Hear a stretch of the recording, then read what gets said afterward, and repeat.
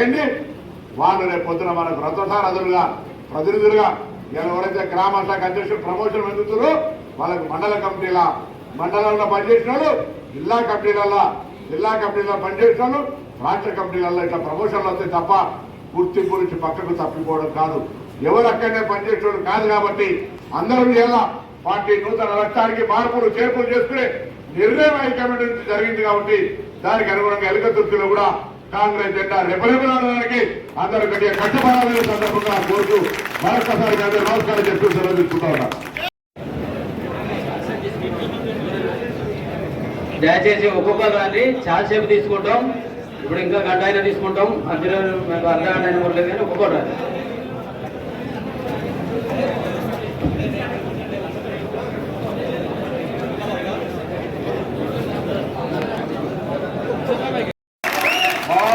గతంలో సిద్దిపేటలో ఇట్లా అందరూ, హుజరాబాద్ అట్లా అందరూ, ఇంకోరు సిరిసిలో ఇట్లా అందరూ అన్నారు. ఇవాళ మీకు అవకాశం ఇచ్చినావా లేదా? అసెంబ్లీ నడుస్తుంటే మేము ఎమ్మెల్యే కనబడుతున్నా లేదా? చెప్పారు. ఎక్కడైనా సమస్యలు అలా వెంటనే మాట్లాడుతున్నామా లేదా? నేను ఫోన్ లేవట్టకుండా ఉన్నది వాళ్ళని ఉంటే చెప్పారు. ఒక్కసారి ఎవరన్నా ఒక పూట మిస్ అయితే చెప్పిన ఎంజీఎం లేదంటే జిల్లా కాంగ్రెస్ అధ్యక్షుడు తన కలెక్టర్ గారు ఎవరు ఏంటి అవసరం ఉంటే వాళ్ళతో మాట్లాడిపిస్తా ఉన్నాం. ముఖ్యమంత్రి సహాయ నిధి చెక్కులు మీరు ఇస్తున్నా, నేను ఇస్తున్నాను. ఊళ్ళల్లో కళ్యాణ లక్ష్మి మీరే ఇస్తూ అన్ని రకాల కార్యక్రమాలు ఈజీఎస్ పనులు మీరు చేసుకుంటున్నా, నేను చేస్తున్నాను.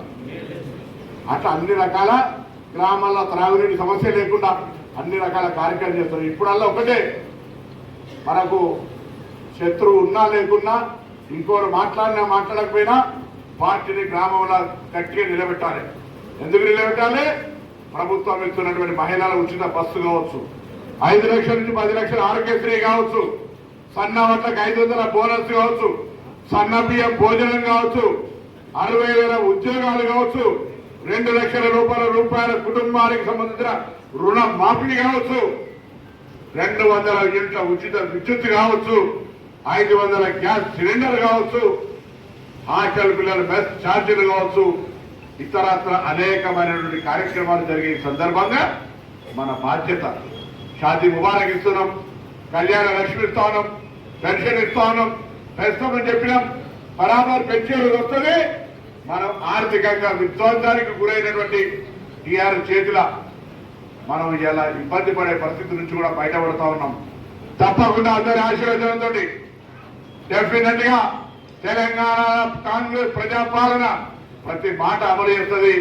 నేనల్లా ఒకటే మిమ్మల్ని కోరుతా ఉన్నా, నా ఎన్నికలకు ఇట్లా కష్టపడి మీరు అందరూ ఆశ్రయించారో నేను మిమ్మల్ని అందరినీ వీలైనంత మందిని సర్పంచులుగా, ఎంపీటీసీలుగా, వార్డు మెంబర్లుగా, సింగిల్ ప్రెసిడెంట్ గా, జడ్పీటీసీగా, మండల పరిషత్ అధ్యక్షుడిగా, ఏ రిజర్వేషన్ ఫలానైన క్యాండిడేట్ అని మీరంతా కలిసి నిర్ణయించుకుంటే ఆయన గెలుపు కొరకు కృషి చేసే బాధ్యత నాది అనే మాట సందర్భంగా.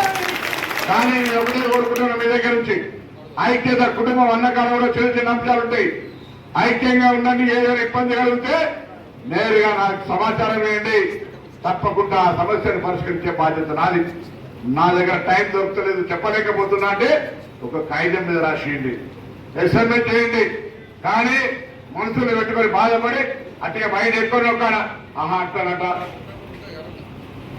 ఇట్లనట అని అనకండి. దయచేసి గ్రామాల వారీగా పార్టీ పునర్వ్యవస్థీకరణకు సంబంధించి పార్టీ హైకమాండ్ తీసుకున్న నిర్ణయానికి అనుగుణంగా మనం అందరం కూడా పరిశీలకులకి అప్లికేషన్లు ఇవ్వండి. మీరు గ్రామాల అందరూ కూర్చొని, ఇప్పుడు దీని దగ్గర పని మీటింగ్ అయింది, 5-6 గ్రామాలు అందరూ కూర్చున్నారు. ఆ గ్రామాల ఏకగ్రీవంగా చేసుకొని ఇగో మా గ్రామం మొత్తం ఇదే, మరి ఎటువంటి డిస్ప్యూట్ లేకుండా కష్టపడి టైం ఇచ్చేటోళ్ళు, పార్టీ జెండా లేవట్టేటోడు, పార్టీ కార్యక్రమాలు ప్రజల దగ్గర సిద్ధపడ్డాడు, ప్రజా కార్యక్రమాలను ప్రజల సమస్యలు ప్రభుత్వం దృష్టికి తెచ్చేటోడు